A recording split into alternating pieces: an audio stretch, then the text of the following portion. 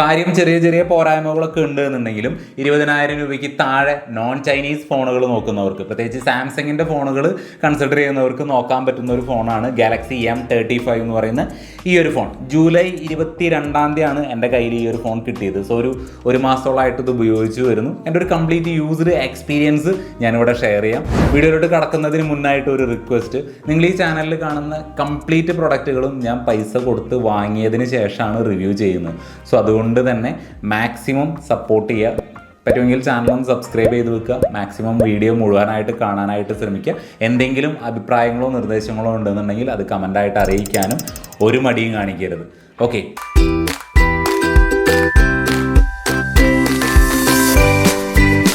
അപ്പോൾ ഇതൊരു പുതിയ ഫോൺ ആയതുകൊണ്ട് തന്നെ നമുക്ക് ഇതിൻ്റെ ബോക്സ് കാണാം. കണ്ടോ, ചെറിയൊരു ബോക്സാണ്. ഇതിൻ്റെ ഉള്ളിൽ ചാർജർ വരുന്നില്ല. ബോക്സിൻ്റെ ഉള്ളിൽ വരുന്നത് USB type C to C cable വരുന്നുണ്ട്. ഇതാ ഈ ഒരു സിം എജക്റ്റിംഗ് പിന്ന് ഇതവിടെ വെച്ചിട്ടുണ്ട്. ഇത്രയും കാര്യങ്ങളാണ് ബോക്സിൻ്റെ ഉള്ളിൽ വരുന്നത്. ഈ ഒരു ഫോണിൻ്റെ കാര്യത്തിലോട്ട് വന്നു കഴിഞ്ഞാൽ അത്യാവശ്യം നല്ല ക്യൂട്ട് ലുക്ക് കിട്ടുന്നുണ്ടെങ്കിലും നമുക്ക് നല്ല ഹെവിയാണ് ഈ ഒരു ഫോൺ. 222 ഗ്രാമാണ് ഈ ഒരു ഫോണിൻ്റെ വെയിറ്റ് വരുന്നത്. ഇതിൻ്റെ ബാക്കിലെ ഡിസൈൻ നോക്കുകയാണെങ്കിൽ ഇപ്പോഴത്തെ സാംസങ്ങിൻ്റെ ടിപ്പിക്കൽ ആ ഒരു ക്യാമറ മൊഡ്യൂൾ തന്നെയാണ് ഇവിടെ വരുന്നത്. റൈറ്റ് സൈഡിലാണ് വോളിയം റോക്കേഴ്സും പവർ ബട്ടണും. ആ ഒരു പവർ ബട്ടണിൽ തന്നെയാണ് ഫിംഗർ പ്രിൻറ്റ് സെൻസർ ഇൻ്റഗ്രേറ്റ് ചെയ്തിരിക്കുന്നത്. താഴോട്ട് വന്നു കഴിഞ്ഞാൽ speaker grill, USB type C charging port. Sim tray കൊടുത്തിരിക്കുന്നത് ലെഫ്റ്റ് സൈഡിലാണ്. ബാക്കിലെ ഡിസൈൻ നോക്കുമ്പോൾ പ്ലാസ്റ്റിക് തന്നെയാണ്. ഇവിടെ ഒരു മാറ്റ് ഫിനിഷ് തരുന്ന ഗ്ലോസി ടൈപ്പ് മെറ്റീരിയലാണ്. ആ ഒരു ടെക്സ്ചറാണ് ബാക്കിൽ വരുന്നത്. ആ ഒരു ഡുവൽ ടോൺ ഫീലൊക്കെ നിങ്ങൾക്ക് ഇവിടെ കാണാനായിട്ട് സാധിക്കും. ഡിസ്പ്ലേയിലോട്ട് വന്നു കഴിഞ്ഞാൽ ഗോറില്ല ഗ്ലാസിൻ്റെ പ്രൊട്ടക്ഷൻ കൊടുത്തിട്ടുണ്ട്. ഇതിൻ്റെ ബെസൽസ് കാര്യങ്ങളൊക്കെ അത്യാവശ്യം വിസിബിൾ ആണ്. പഞ്ച് ഹോൾ ടൈപ്പ് ആയിട്ടാണ് ആ ഒരു ക്യാമറ പ്ലേസ് ചെയ്തിരിക്കുന്നത്. സോ അതാണ് ഇതിൻ്റെ ഒരു ഓവർവ്യൂ എന്ന് പറയുന്നത്. 2 മേഖലകളിലാണ് സാംസങ് കൂടുതൽ കോൺസെൻട്രേറ്റ് ചെയ്തതായിട്ട് എനിക്ക് തോന്നിയത്. ഒന്ന് ഇതിൻ്റെ ഡിസ്പ്ലേ, 2 ഇതിൻ്റെ ബാറ്ററി. നമ്മൾ ഡിസ്പ്ലേനെ കുറിച്ച് പറയാനാണെങ്കിൽ 6.6 ഇഞ്ച് വരുന്ന സാംസങ്ങിൻ്റെ സ്വന്തം സൂപ്പർ AMOLED ഡിസ്പ്ലേ ആണ് ഇവിടെ വരുന്നത്. സാംസങ്ങിൻ്റെ ഡിസ്പ്ലേ എന്ന് പറയുമ്പോൾ പിന്നെ ഞാൻ കൂടുതൽ പറയണ്ടല്ലോ. നമുക്കിവിടെ 1000 നിറ്റ്സിൻ്റെ ഹൈ ബ്രൈറ്റ്നസ് വരുന്നുണ്ട്. സോ അതുകൊണ്ട് തന്നെ ഇൻഡോർ ആണെങ്കിലും ഔട്ട്ഡോർ ആണെങ്കിലും ഡയറക്റ്റ് സൺലൈറ്റിൻ്റെ അടിയിലാണെങ്കിലും കണ്ടന്റ് കാണുന്നതിനും, അതായത് വിസിബിലിറ്റിയുടെ പോയിന്റ് ഓഫ് വ്യൂവിൽ ഒരു നെഗറ്റീവും പറയാനായിട്ടില്ല. 120 ഹെർട്സിൻ്റെ റിഫ്രഷ് റേറ്റ് വരുന്നുണ്ട്. നല്ലപോലെ ഒഴുകി നടക്കുന്ന ഫീല് കാര്യങ്ങളൊക്കെ അവിടെ കിട്ടുന്നുണ്ട്. യൂട്യൂബിൽ നിന്ന് നമുക്ക് 4K കണ്ടന്റുകൾ HDR ക്വാളിറ്റിയിൽ നമുക്ക് കാണാനായിട്ട് സാധിക്കുന്നുണ്ട്. സോ നല്ലൊരു വ്യൂയിങ് എക്സ്പീരിയൻസ് ആണ് നമുക്ക് അവിടെ കിട്ടുന്നത്. അതുകൂടാതെ ഓൾവേസ് ഓൺ ഡിസ്പ്ലേ എന്ന് പറയുന്ന ആ ഒരു ഫീച്ചറും ഇതിൽ അവൈലബിൾ ആണ്. സോ ഡിസ്പ്ലേയുടെ പോയിന്റ് ഓഫ് വ്യൂവിൽ ഒരു നെഗറ്റീവും ഈ ഒരു ഫോണിൻ്റെ കാര്യത്തിൽ എനിക്ക് എടുത്ത് പറയാനായിട്ടില്ല എന്നുള്ളതാണ്. 6000 mAh വലിയൊരു ബാറ്ററി ഈ ഒരു ഫോണിൽ വരുന്നുണ്ട് എന്നുള്ളത് ഒരു പോസിറ്റീവ് ആണെന്നുണ്ടെങ്കിലും 25 വാട്ടിൻ്റെ ഫാസ്റ്റ് ചാർജിങ് മാത്രമാണ് സപ്പോർട്ട് ചെയ്യുക എന്നുള്ളത് ഒരു ഡൗൺ സൈഡ് തന്നെയാണ്. അതേപോലെ ആ ഒരു അഡാപ്റ്റർ നമുക്ക് ഈ ഒരു ബോക്സിൽ കിട്ടുന്നില്ല എന്നുള്ളതും ഒരു നെഗറ്റീവ് ആയിട്ട് തന്നെ കൺസിഡർ ചെയ്യണം. കാരണം ഈ ഒരു പ്രൈസ് റേഞ്ചിൽ വരുന്ന മറ്റ് ഫോണുകളിൽ നമുക്ക് 100 വാട്ട് മുതൽ അതിൽ കൂടുതൽ വരെ ചാർജിങ് സ്പീഡ് സപ്പോർട്ട് ചെയ്യുന്നുണ്ട്. ആ അഡാപ്റ്റർ കാര്യങ്ങളൊക്കെ നമുക്ക് ബോക്സിൽ വരുന്നുണ്ട് താനും. എൻ്റെ കയ്യിലുള്ള ആപ്പിളിൻ്റെ 20 വാട്ട് അഡാപ്റ്റർ വെച്ചിട്ട് ഞാൻ 0 to 100 ഫുൾ ചാർജ് ചെയ്യാനായിട്ട് എടുത്ത സമയം എന്ന് പറയുന്നത് 1 മണിക്കൂർ 50 മിനിറ്റ് ആണ്. അതായത് 2 മണിക്കൂറിൽ താഴെയാണ് എൻ്റെ കയ്യിലുള്ള അഡാപ്റ്റർ വെച്ചിട്ട് ഇത് ഫുൾ ചാർജ് ആവാനായിട്ട് എടുത്തത്. നിങ്ങളുടെ കയ്യിൽ അതിൽ കൂടുതൽ ഫാസ്റ്റ് ചാർജിങ് ഉള്ള അഡാപ്റ്റർ ഉണ്ടെന്നുണ്ടെങ്കിൽ ചിലപ്പോൾ അത്രയും സമയം എടുക്കില്ലായിരിക്കാം. എന്നാൽ എന്നെ സംബന്ധിച്ചിടത്തോളം അത്യാവശ്യം നല്ലപോലെ ടൈം എടുക്കുന്നുണ്ട് ഇത് ഫുൾ ചാർജ് ആവാനായിട്ട്. ഇനി പോസിറ്റീവ് സൈഡിലോട്ട് വരുമ്പോൾ ഇത് വൺസ് ഫുൾ ചാർജ് ആയിക്കഴിഞ്ഞ് നമ്മളുടെ ഒരു മോഡറേറ്റ് യൂസ് ആണെന്നുണ്ടെങ്കിൽ ഏകദേശം 3 ദിവസത്തോളം ഇതിൻ്റെ ബാറ്ററി ലൈഫ് കിട്ടും എന്നുള്ളത് ഒരു പോസിറ്റീവ് സൈഡ് തന്നെയാണ്. ഇതിന് നിങ്ങൾ ഇച്ചിരി ഹെവി ആയിട്ട് യൂസ് ചെയ്താലും 1 ദിവസത്തിൽ കൂടുതൽ 1.5 ദിവസം 2 ദിവസത്തിനടുത്തൊക്കെ ഇതിൻ്റെ ബാറ്ററി ലൈഫ് കിട്ടും എന്നുള്ളത് പോസിറ്റീവ് സൈഡ് തന്നെയാണ്. അതേപോലെ ഐഡിൽ ഡിസ്ചാർജ്, ഇപ്പം രാത്രി നമ്മൾ എടുത്ത് വെച്ച് രാവിലെ എനിക്ക് നോക്കുമ്പോൾ ഐഡിൽ ഡിസ്ചാർജ് ഉണ്ടല്ലോ, അത് 5Gയിൽ ഇട്ടാൽ പോലും 1% അല്ലെങ്കിൽ മാക്സിമം 2% ഒക്കെ ഇറങ്ങി പോകുന്നുള്ളൂ. സോ ബാറ്ററി നല്ല സ്ട്രോങ് തന്നെയാണ്. പക്ഷെ ആ ഒരു ചാർജിങ് സ്പീഡും അഡാപ്റ്റർ ഇതിൽ കൊടുക്കാത്തതും ഒരു നെഗറ്റീവായിട്ട് കൺസിഡർ ചെയ്യണമെന്ന് മാത്രം. അതല്ലാത്ത പക്ഷം കിഡിലൻ ബാറ്ററി ഫോണാണ് ഇത്. ബാറ്ററിക്ക് വേണ്ടിയിട്ട് നിങ്ങൾക്ക് ധൈര്യമായിട്ട് ഈ ഒരു ഫോൺ കൺസിഡർ ചെയ്യാം. ഇവിടെ നമുക്ക് ഡ്യുവൽ സ്റ്റീരിയോ സ്പീക്കേഴ്സ് കിട്ടുന്നുണ്ട്. ഒരു സാമ്പിൾ കേട്ട് നോക്കാം.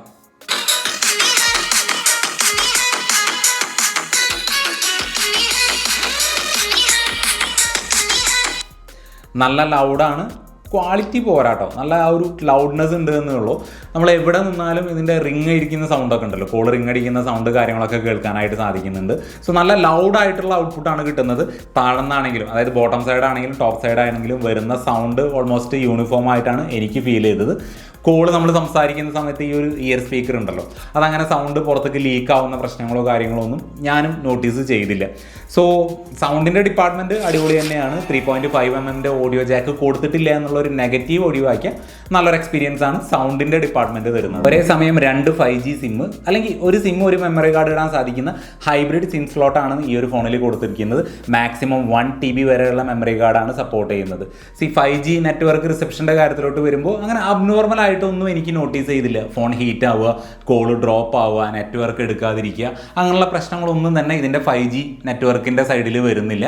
ഇഷ്ടം പോലെ 5G ബാൻഡുകളും സാംസങ് ഈ ഒരു ഫോണിൽ കൊടുത്തിട്ടുണ്ട്. ഇനി വൈഫൈയുടെ കാര്യത്തിലോട്ട് വരുമ്പോൾ സ്റ്റേബിളാണ്, അങ്ങനെ അബ്നോർമലായിട്ട് ഡിസ്കണക്റ്റ് ആയി പോകുന്ന പ്രശ്നങ്ങളൊന്നും നോട്ടീസ് ചെയ്തില്ല. ബ്ലൂടൂത്ത് വെർഷൻ 5.3 വരുന്നുണ്ട്. ഇഷ്ടംപോലെ ഹെഡ്ഫോണുകൾ TWS ഒക്കെ കണക്ട് ചെയ്ത് നോക്കി, എനിക്ക് അവിടെ ഇഷ്യൂസ് ഒന്നും വന്നില്ല.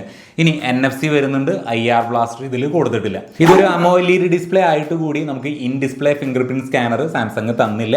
പകരം സൈഡ് മൗണ്ടഡ് ആയിട്ടാണ് ആ ഒരു സ്കാനർ പ്ലേസ് ചെയ്തിരിക്കുന്നത്. അത്യാവശ്യം നല്ല സ്പീഡായിട്ട് തന്നെ വർക്ക് ചെയ്യുന്നുണ്ട് കേട്ടോ, അവിടെ ഒന്നും ഒരു ഇഷ്യൂവും പറയാനില്ല.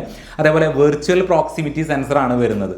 ഫോൺ ഇങ്ങനെ വളച്ചെടുക്കേണ്ട ആവശ്യമൊന്നുമില്ല, ജസ്റ്റ് കോൾ വരുന്ന നേരത്ത് ഇങ്ങനെ വെച്ചാലും സ്ക്രീൻ ഓഫായി പോകുന്നുണ്ട്, അതും നല്ല രീതിക്ക് വർക്ക് ചെയ്യുന്നുണ്ട്. പിന്നെ ആംബിയൻ സെൻസർ അല്ലെങ്കിൽ ലൈറ്റ് സെൻസർ, ഇപ്പോൾ നമ്മൾ ഇരുട്ടത്തൊക്കെ പോകുന്ന സമയത്ത് സ്ക്രീനിൻ്റെ ആ ഒരു ബ്രൈറ്റ്നസ് ഓട്ടോമാറ്റിക്കായിട്ട് ഡിമ്മാവുന്നതൊക്കെ നല്ല രീതിക്ക് വർക്ക് ചെയ്യുന്നുണ്ട്. ഇതിൽ വരുന്ന ഫേസ് അൺലോക്ക് എന്ന് പറയുന്ന ഫംഗ്ഷൻ ഉണ്ടല്ലോ, അത് അത്ര നല്ലൊരു എക്സ്പീരിയൻസ് അല്ല എനിക്ക് തന്നത്. നമ്മൾ ഏത് ആംഗിളിലാണോ ഫേസ് സ്കാൻ ചെയ്തത് ആ ലെവലിൽ വെച്ചാൽ മാത്രമാണ് പലപ്പോഴും ഫോൺ അൺലോക്ക് ആവുന്നുള്ളൂ.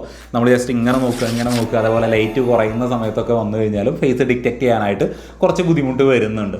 50 മെഗാപിക്സലിൻ്റെ മെയിൻ സെൻസർ, 8 മെഗാപിക്സലിൻ്റെ അൾട്രാ വൈഡ് ആംഗിൾ സെൻസർ, 5 മെഗാപിക്സലിൻ്റെ മാക്രോ സെൻസർ, അങ്ങനെ ട്രിപ്പിൾ ക്യാമറ സെറ്റപ്പാണ് ഈ ഒരു ഫോണിൻ്റെ പുറകിൽ വരുന്നത്. ഈ 50 മെഗാപിക്സലിൻ്റെ മെയിൻ സെൻസർ വെച്ച് എടുക്കുന്ന ഫോട്ടോസ് ഉണ്ടല്ലോ, ഭയങ്കര നാച്ചുറലാണ്. നാച്ചുറൽ എന്ന് പറഞ്ഞാൽ നാച്ചുറലിൻ്റെ അങ്ങേ അറ്റത്താണ്. സാധാരണ നമുക്ക് സാംസങ് ഫോണുകളിൽ നിന്ന് കിട്ടുക ഇച്ചിരി എൻഹാൻസ് ചെയ്യുന്ന, കാണാനായിട്ട് നല്ല ഭംഗിയുള്ളൊരു എന്താ പറയുക, ഒരു നല്ലൊരു ഔട്ട്പുട്ടാണ് കിട്ടാറ്. ഈ ഒരു ഫോണിൻ്റെ കാര്യത്തിലോട്ട് വരുമ്പോൾ നേരെ ഓപ്പോസിറ്റാണ്. ടു നാച്ചുറൽ എന്ന് പറഞ്ഞാൽ ടു നാച്ചുറൽ ഫീലാണ്. അങ്ങനെ ഒട്ടും കളറൊന്നും റീപ്രൊഡ്യൂസ് ചെയ്യുന്നില്ല. കാണുമ്പോൾ നമുക്ക് തോന്നും ഇച്ചിരി കൂടി കളർ ഉണ്ടായിരുന്നെങ്കിൽ, ഇച്ചിരി കൂടി കളറൊന്ന് ബൂസ്റ്റ് ചെയ്തിരുന്നെങ്കിൽ, അല്ലെങ്കിൽ എൻഹാൻസ് ചെയ്തിരുന്നെങ്കിൽ നന്നായേനെന്ന് തോന്നുന്ന ഒരു അവസ്ഥയുണ്ടല്ലോ. അങ്ങനത്തെ ഒരു ഔട്ട്പുട്ടാണ് കിട്ടുന്നത്. അങ്ങനെയാണ് എന്നുണ്ടെങ്കിലും ഫോട്ടോസ് മോശമാണെന്നല്ല കേട്ടോ പറയുന്നത്. നമുക്ക് കിട്ടുന്ന ഫോട്ടോസ് നല്ല ഡീറ്റെയിൽ ഉണ്ട്, സൂം ചെയ്താലും നമുക്ക് ആ ഒരു ക്ലാരിറ്റി കാര്യങ്ങളൊന്നും മിസ്സാവുന്നില്ല. ഈവൻ വേറൊരു ഡിസ്പ്ലേയിലോട്ട്, ഇപ്പോൾ TV-ലോട്ടോ അല്ലെങ്കിൽ ടാബ്ലറ്റിലേക്കൊക്കെ നമ്മളൊന്ന് ട്രാൻസ്ഫർ ചെയ്തിട്ട് അതിൽ നോക്കുകയാണെങ്കിലും ആ ഒരു ക്വാളിറ്റി നമുക്ക് അവിടെ കിട്ടുന്നുണ്ട്. പക്ഷേ കളറിൻ്റെ കാര്യത്തിൽ ഇച്ചിരി കുറവാണെന്ന് മാത്രം. ആ സെയിം എക്സ്പീരിയൻസ് തന്നെയാണ് നമ്മൾ നൈറ്റ് ഫോട്ടോ ആണെന്നുണ്ടെങ്കിലും പോർട്രേറ്റ് കാര്യങ്ങളൊക്കെ എടുക്കുമ്പോൾ നല്ല ഫോട്ടോസ് കിട്ടുന്നുണ്ട്. പക്ഷേ ആ ഒരു കളർ എടുപ്പ് ഇച്ചിരി കുറവായിട്ട് തോന്നി. HDR ആണെന്നുണ്ടെങ്കിലും ഡിറ്റക്റ്റ് ഒക്കെ ചെയ്യുന്നുണ്ട്, വേറെ പ്രശ്നങ്ങളൊന്നും വരുന്നില്ല. സൈഡിൽ നിന്ന് ലൈറ്റ് വരുന്ന സമയത്തൊക്കെ നല്ല രീതിക്ക് മെയിൻറ്റെയിൻ ചെയ്ത് പോകുന്നുണ്ട്. പക്ഷെ ആ ഒരു കളറ് ഡെപ്ത് കുറച്ച് കുറവായിട്ട് തോന്നി. സെയിം എക്സ്പീരിയൻസ് തന്നെയാണ് ഇതിൻ്റെ അൾട്രാ വൈഡ് ആംഗിൾ സെൻസറിൻ്റെ കാര്യത്തിലോട്ട് വരുമ്പോഴും. കുറച്ചും കൂടി കളർ ഉണ്ടായിരുന്നെങ്കിൽ നന്നായേനെ എന്ന് തോന്നി. 5 മെഗാപിക്സലിൻ്റെ മാക്രോ സെൻസർ വെച്ചിട്ട് കുറച്ച് ഫോട്ടോസൊക്കെ എടുത്ത് നോക്കി, ജസ്റ്റ് ഓക്കെ എക്സ്പീരിയൻസ് മാത്രം. അതിനെക്കുറിച്ച് പിന്നെ കൂടുതലൊന്നും പറയാനായിട്ടില്ല. ഇനി വീഡിയോയുടെ കാര്യത്തിലോട്ട് വരുമ്പോൾ നമുക്ക് 4K വീഡിയോ ഔട്ട്പുട്ട് എടുക്കാനായിട്ട് സാധിക്കുന്നുണ്ട്. അതും OIS സ്റ്റെബിലിറ്റി നമുക്ക് കിട്ടുന്നുണ്ട് എന്നുള്ളതാണ്. 4Kയിൽ നമ്മൾ വീഡിയോ എടുക്കുമ്പോൾ ഒരു 50% ആണ് സ്റ്റെബിലിറ്റി ഫീൽ ചെയ്യുന്നതെന്നുണ്ടെങ്കിൽ, നമ്മൾ ഫുൾ HD എടുക്കുമ്പോൾ നല്ല 100% സ്റ്റെബിലിറ്റി നമുക്ക് അവിടെ ഫീൽ ചെയ്യുന്നുണ്ട്. നല്ല സ്റ്റേബിൾ ആയിട്ടുള്ള ഔട്ട്പുട്ടാണ് ഫുൾ HD കിട്ടുന്നത്. കളർ ടോൺ നോക്കുകയാണെങ്കിൽ നമ്മൾ നേരത്തെ പറഞ്ഞ പോലെ ആ ഒരു നാച്ചുറൽ കളർ ടോൺ തന്നെയാണ് ഇതിൻ്റെ വീഡിയോയുടെ ഔട്ട്പുട്ടിലും കിട്ടുന്നത്. നമ്മൾ ആ ഒരു പച്ചപ്പൊന്നും അങ്ങോട്ട് എടുത്ത് കാണിക്കുന്നില്ല, പക്ഷേ സ്കിൻ ടോണൊക്കെ ഓക്കെയാണ്. ആ ഒരു നാച്ചുറൽ ഫീല് കിട്ടുന്നുണ്ട്. അത്യാവശ്യം സ്റ്റെബിലിറ്റിയും കിട്ടുന്നുണ്ട് 4Kയിൽ. സെൽഫിയുടെ കാര്യത്തിലോട്ട് വരുമ്പോഴും നമ്മൾ റിയർ ക്യാമറേനെ പറഞ്ഞ പോലെ തന്നെ അത്യാവശ്യം നാച്ചുറൽ ആയിട്ടുള്ള കളർ ടോൺ തന്നെയാണ് അവിടെ പിടിച്ചിരിക്കുന്നത്. അതേപോലെ 13 മെഗാപിക്സലിൻ്റെ ഒരു സെൻസറാണ് സാംസങ് അവിടെ കൊടുത്തിരിക്കുന്നത്. 4K വീഡിയോ ഇതിൻ്റെ സെൽഫി ക്യാമറ യൂസ് ചെയ്ത് എടുക്കാൻ പറ്റുന്നുള്ളത് ഒരു മേന്മ തന്നെയാണ്. കാരണം ഈ ഒരു പ്രൈസ് റേഞ്ചിൽ അധികം ഒരു ഫോണിലും ഫ്രണ്ടിൽ 4K എടുക്കാനുള്ള സപ്പോർട്ട് കിട്ടാറില്ല. പക്ഷെ നമുക്ക് ഇവിടെ കിട്ടുന്നുണ്ട്. ഫോട്ടോ ആണെങ്കിലും പോർട്രേറ്റ് കാര്യങ്ങളൊക്കെ നല്ലപോലെ എടുത്ത് പോകുന്നുണ്ട്. മറ്റ് പ്രശ്നങ്ങളൊന്നും ക്യാമറയുടെ സൈഡിൽ പറയാനായിട്ടില്ല. മൊത്തത്തിൽ ക്യാമറയെ കുറിച്ച് പറയാനുള്ള ഒരു കംപ്ലൈൻറ്റ് എന്ന് പറഞ്ഞാൽ ഭയങ്കര നാച്ചുറൽ ആയിപ്പോയി കളർ ടോണിങ് എന്നുള്ളത് മാത്രമാണ്. ഇനി ഈ ഒരു ഫോണിൻ്റെ പെർഫോമൻസ് എങ്ങനെയുണ്ടെന്ന് ചോദിച്ചു കഴിഞ്ഞാൽ അത് വേണമെങ്കിൽ പോസിറ്റീവായിട്ടും കൂട്ടാം, നെഗറ്റീവായിട്ട് കൂട്ടാം. കാരണം സാംസങ്ങിൻ്റെ തന്നെ Exynos 1380 എന്ന് പറയുന്ന ചിപ്സെറ്റാണ് ഈ ഒരു ഫോണിൽ കൊടുത്തിട്ടുള്ളത്. ആ ഒരു ചിപ്സെറ്റ് വെച്ചിട്ട് സാംസങ് ഒരുപാട് പ്രോഡക്റ്റുകൾ, ഈവൻ ടാബ്ലറ്റുകൾ വരെ പുറത്തിറക്കിയിട്ടുണ്ട്. ഈ ഒരു ഫോണിലെ എക്സ്പീരിയൻസ് എങ്ങനെ ഉണ്ടെന്ന് ചോദിച്ചാൽ, നിങ്ങളൊരു കാഷ്വൽ യൂസർ ആണെന്നുണ്ടെങ്കിൽ ഇപ്പോൾ അത്യാവശ്യം കോളുകൾ എടുക്കുക, social media, Instagram, Facebook, WhatsApp പോലുള്ള സോഷ്യൽ മീഡിയ യൂസ് ചെയ്യുക. അതേപോലെ കുറച്ച് കാഷ്വലായിട്ട് ഫോട്ടോസ് കാര്യങ്ങളൊക്കെ എടുക്കുന്ന ആളാണെങ്കിൽ ഒരു തരത്തിലുള്ള പ്രശ്നങ്ങളും നിങ്ങൾ ഫേസ് ചെയ്യാൻ പോകില്ല, ഹീറ്റിംഗ് ഇഷ്യൂ പോലും വരില്ല. പക്ഷേ കുറച്ചും കൂടി അടുത്ത ലെവലിൽ നിങ്ങളിത് യൂസ് ചെയ്യുകയാണെങ്കിൽ, പ്രത്യേകിച്ച് ഒരുപാട് നേരം 4K വീഡിയോ എടുക്കുക, ഫോട്ടോസ് യൂസ് ചെയ്യുക, അതേപോലെ ഗെയിം കളിക്കുക, കുറേ നേരം സോഷ്യൽ മീഡിയ ബ്രൗസ് ചെയ്യുകയൊക്കെ ചെയ്യുന്നുണ്ടെങ്കിൽ ഒരുപക്ഷെ ഫോൺ വാം ആവുന്ന ഒരു ഫീല് നിങ്ങൾക്ക് പലപ്പോഴും എക്സ്പീരിയൻസ് ചെയ്യാനായിട്ട് സാധിക്കും. ആ ഒരു വാംത്ത് വിട്ടിട്ട് ഓവർ ഹീറ്റോ അല്ലെങ്കിൽ ഹീറ്റിലോട്ടോ കടക്കുന്നില്ല കേട്ടോ, ആ ഒരു വാം ഫീൽ ചെയ്യുന്നുണ്ട്. അത് ഈ ഒരു പ്രൊസസ്സറിൻ്റെ പ്രശ്നമാണ്. പിന്നെ ഗെയിമിംഗ് എക്സ്പീരിയൻസ് എങ്ങനെ ഉണ്ടെന്ന് ചോദിച്ചു കഴിഞ്ഞാൽ, ഹാർഡ് കോർ ഗെയിമേഴ്സിന് ഞാൻ ഒരു കാരണവശാലും ഈ ഒരു ഫോൺ റെക്കമെൻഡ് ചെയ്യുന്നില്ല. കാഷ്വൽ ഗെയിമിങ്ങിന് ഇപ്പോൾ സബ്വേ സർഫർ, അതേപോലെ temple run, candy crush saga അങ്ങനെയുള്ള ഗെയിമുകളൊക്കെ കളിക്കാനായിട്ട് അടിപൊളിയാണ്, ഒരു തരത്തിലുള്ള പ്രശ്നവും വരില്ല. ഞാനിതിൽ കോൾ ഓഫ് ഡ്യൂട്ടി കളിച്ചു, ആസ്ഫാൾട്ട്, യുണൈറ്റ് കളിച്ചു, അതേപോലെ BGMI അങ്ങനെയുള്ള ഗെയിമുകളൊക്കെ കളിച്ച് നോക്കി. ജസ്റ്റ് കളിക്കാൻ പറ്റുന്നുണ്ട്. ഫോണിൽ പറയുന്ന പോലെ ഒരു പരിധിക്ക് അപ്പുറം പോയി കഴിഞ്ഞാൽ ഹീറ്റ് ആവുന്നുണ്ട്, ഫ്രെയിം ഡ്രോപ്പ് വരുന്നുണ്ട്. ജസ്റ്റ് ഓക്കെ എക്സ്പീരിയൻസ് മാത്രമേ ഉള്ളൂ, അല്ലാതെ നല്ലൊരു ഗെയിമിംഗ് എക്സ്പീരിയൻസ് ഒന്നും ഇവിടെ കിട്ടുന്നില്ല.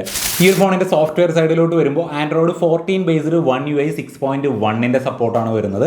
One UI 6.1 എന്ന് പറയുമ്പോൾ ഗാലക്സി AI ഫീച്ചേഴ്സ് ഒന്നും ഇതിൽ വരുന്നില്ല, ഇനി വരാനും പോകുന്നില്ല. അതേപോലെ കുറച്ച് premium features, Samsung dex support പോലുള്ള കാര്യങ്ങളൊന്നും ഇതിൽ വരുന്നില്ല. UI എക്സ്പീരിയൻസ് എങ്ങനെ ഉണ്ടെന്ന് ചോദിച്ചാൽ, ഇഷ്ടംപോലെ ആഡ്സ്, റെക്കമെൻഡേഷൻസ്, ബ്ലോട്ട്വെയർസ് കാര്യങ്ങളൊക്കെ ഇതിൽ സാംസങ് കൊടുത്തിട്ടുണ്ടായിരുന്നു.